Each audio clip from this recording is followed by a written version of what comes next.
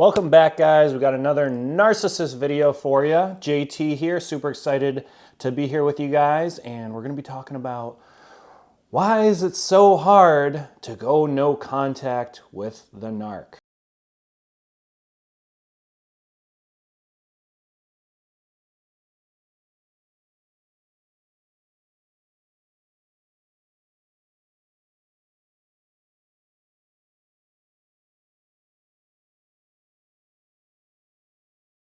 Back, guys, JT here, and we're doing another narcissist video. Please like, subscribe, comment, let me know if you like this narcissist series.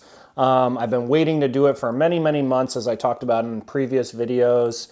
Man, it is such a hard thing to talk about, but at the same time gives me much relief because I went through my healing process over the course of 8 to 9 months. And just hearing myself, I watch these videos after I edit them and everything, and just rehearing what I've gone through gives me so much clarity, knowing that I did the right thing, going no contact, blocking, complete silent treatment as the only way to go with a narcissist, sociopath, or a psychopath. All right, so let's talk about why it's so difficult to block the narcissist. Well, for starters, they have created the trauma bond with you. And in the beginning, when they are strategically manipulating you and figuring out all your cues, all your strengths, all your weaknesses, in the love bombing stage, they're asking you a million questions, figuring out how your brain works. They're looking at your facial expressions. They're figuring out everything that makes you you so that they can use that as leverage and manipulation later on. So when they ask all these questions about your childhood and everything and about the pain you've gone through, they're creating the trauma bond. And now they have their main weapon against you. Mine used my main weapon, which was abandonment and neglect. I was put in foster care as a child, which was like the most painful thing I ever went through. And then she did the exact same thing to me, created the trauma bond. And so when you have this emotional trauma bond with the narcissist, what ends up happening is your brain, it's almost like you're addicted to, I don't want to say addicted, that's not the right word, but like your brain is so used to that chaos, the trauma, so it feels normal, it's comfortable.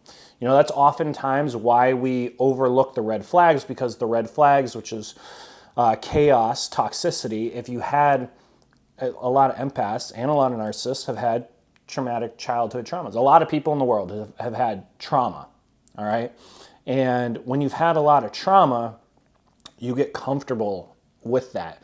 And I noticed this with me, I always attract, or used to always attract, the toxic type of people, the narcissists, the sociopaths, the people that had, severe childhood trauma or trauma that they never healed from. And so what happens with this is you become comfortable in that trauma bond. You get used to being neglected, being abandoned. It feels comfortable for you. Even though you don't want it, you know it's wrong, you get comfortable because that was your normal.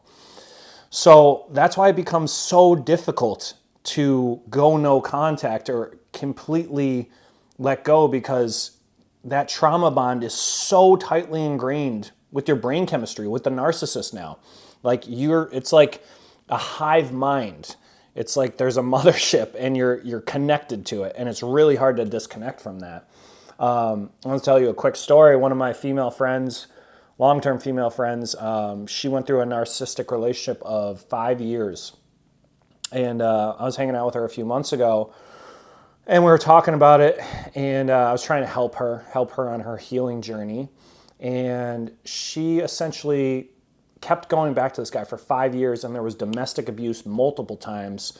The guy was spitting in her face, like all kinds of shit. And I said, why haven't you blocked him? And she's like, oh, I don't reply to like 99% of the texts. And I'm like thinking about it, and I'm like, This guy, you literally have called the cops on him. There's been domestic abuse, like with your family, your mom's there, like all kinds of like terrible stuff. I'm like, why haven't you blocked him? And she's like, well, I don't reply to 99% of the messages. And so my answer to her, and this might be triggering for some people, for a warning, but this channel is authentically yourself. You know, I'm going to say it as a realist, and it's all coming from care and love, okay? So I was like, do you think that you don't have enough self-love? And she was like, oh no, I love myself. And yeah, I love myself. And I'm like, well, do you respect yourself? And she was like, oh yeah, I respect myself. And I'm like, well, your answer right there is telling me that you don't respect yourself. Because if you respected yourself, you would know your self-worth, you would have that self-love, and you would be able to let go and block, right? Again, I'm just saying this out of caring love. I went through the same thing for myself. Once I realized that, I'm like, fuck that. Yeah, I love myself. I respect myself. Done. And, you know, I got hoovered back in a couple times. But, you know, the final straw, when I was like official, there was no unblocking, blocking, unblocking, blocking, going back. It was done. I was like, okay, throwing out everything, deleting every single picture, done. And so, again, you have the trauma bond, so it's very difficult. But I think that if you can isolate yourself enough and go no contact and block, you will heal 10 times faster. But the problem with all these people, and on the last video, there was, 50 comments or so about people that are still trying to get through it. And they're like, yeah, maybe it is a good idea to block them. And I replied to all of them. I'm like, you need to block them. That is the only answer. There is no middle ground. Because again, the narcissist is a master of manipulation. They want to be able to weave back in whenever they can. You are a toy to them. They don't love, they are not capable of love. They do not love themselves. They fake emotions. They're the fakest people on this planet. They're pathological. It's a pattern with them. They're never going to heal. They're never going to change. It is proven a narcissist cannot change. It's proven in science. Even if they go to therapy, proven, they can have cognitive empathy. Like if they go to therapy and they work on themselves, they can never have empathy. Let me explain that. They can never have empathy. They can have cognitive empathy. They can logically know what empathy is, but they will never be able to feel the feeling of empathy. If a narcissist can never feel the feeling of empathy, what does that mean? That means that they have no guilt. They have no remorse. So when they do bad things to you, they're not going to feel bad about it forever. It's unchanging. That's how their brain is. They will never be able to feel empathy for the bad things that they do to you. No guilt, no remorse. Narcissists cannot change. And once you learn that, if you think in your head, you're like, oh, I love them so much, whatever, blah, blah, I want to have a future. Okay, you're going to go the next 10 years, let's just say with them, knowing they can never feel bad about anything they ever do to you. That right there should tell you your cue that you need to have enough self-respect, self-love for yourself to be no contact, done, move on. Put all your energy into you, become the best version of yourself, authentically yourself, never look back. I know it's easier said than done. It's hard. It's painful. I want to keep these videos as short as possible. We're trying to go for 10 minutes, but it's hard because I can go on all these little tangents, but we're going to close it out with this. The number one thing I did, this is my opinion, other people have talked about it, other narcissist channels, isolation is the best thing you can do in order to heal by far. And I created a whole program that I, sold to my students. And essentially what you have to think about is the narcissist stole your soul and your identity, right? How do you get that back? We're programmed from birth, from the world, societal norms, to be programmed to do this, to follow trends, to be on Instagram, to get addicted to the likes, we are programmed from all of the world, society, TV, magazines, ads, all that, all programming, right? The narcissist programmed you as well. So for me, on my healing journey, not only to get over the narcissist, but to become the best version of yourself as well, I did isolation. I didn't go out to drinks. I didn't go out for food. I didn't do anything. The only thing I did in my isolation period would be I would go to a movie by myself on like a Tuesday night when there was no one there, like things like that. But I would read books. I gave up Instagram. I still don't have Instagram. And at a point when I was a bodybuilder, I had made it up to like almost 100,000 followers.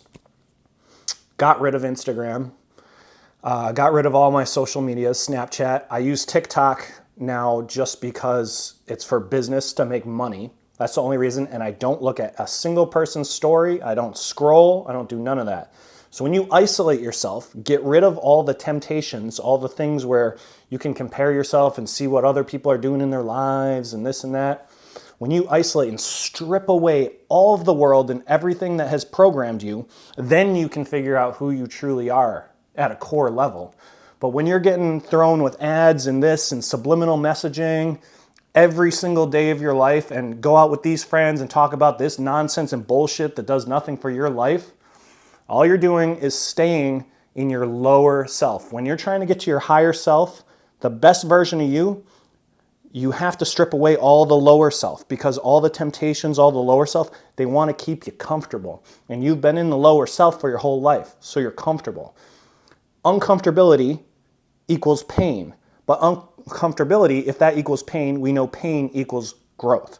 So you have to become uncomfortable to become the best version of yourself. So when it comes to going no contact with the narcissist, if you isolate yourself, block them, get off of Instagram, stop scrolling, get away from all the dopamine shit. It's a dopamine detox. You're isolating yourself. That's when you're going to become the best version of yourself, and you're going to heal so fast. You're not going to unblock the narcissist, block the narcissist, unblock the narcissist, and keep it going for years. You're just keeping yourself in that perpetual pattern of pain. Perpetual pattern of pain. PPP. PPP. But that is the end of the video, guys. I hope that was helpful. Again, I know it is difficult to go no contact, but once you do it, it becomes so much easier. It takes time. Like, yes, the first couple weeks are difficult, but as you are more isolated, you're not on Instagram, you're reprogramming your mind, you're starting to read books again, you're going on hikes, you're going to the gym, you're doing whatever you need to do to become the best version of yourself. You got rid of all the dopamine stuff. You're going to become the best version of yourself, and you're going to heal super, super fast. So I hope you guys liked that video. Comment, like, subscribe. Let me know in the comments if this has worked for you, where you're having trouble with the going no contact, if you're going back and unblocking and blocking, if you're still messaging, and let me know your experiences. I try and answer all the comments in an orderly fashion. It usually takes me about 48 hours. But yeah, let me know, and enjoy your day, guys. Stay safe and be healthy. Later.